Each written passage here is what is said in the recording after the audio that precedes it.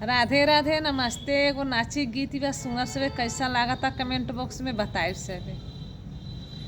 ए मानी हरी हमें चूड़ी पहिनाई द, ए मानी हरी हमें चूड़ी पहिनाई द, चूड़ी पहिनाई द हो कंगना लगाई द, चूड़ी पहिनाई द हो कंगना लगाई द।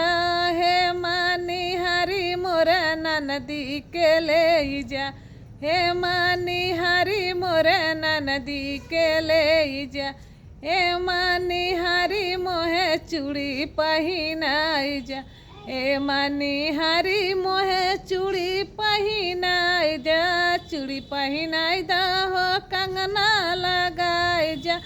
हे मानी हरी मोरे सासू के ले जा, हे मानी हरी मोरे सासू के ले जा, हे मानी हरी हमें चूड़ी पहिनाई जा, हे मानी हरी हमें चूड़ी पहिनाई जा, चूड़ी पहिनाई जा हो कंगना लगाई जा।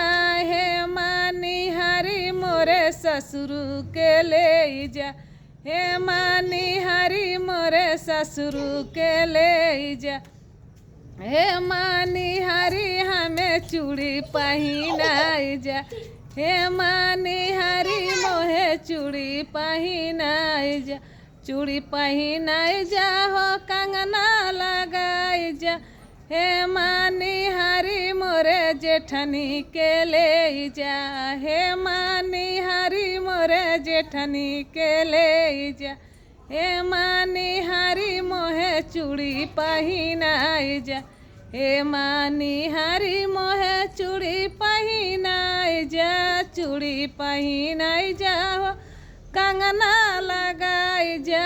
हे मानी हरी मोरे देवरा के ले जा, हे मानी हरी मोरे देवरा के ले जा, हे मानी हरी मोरे देवरा के ले जा।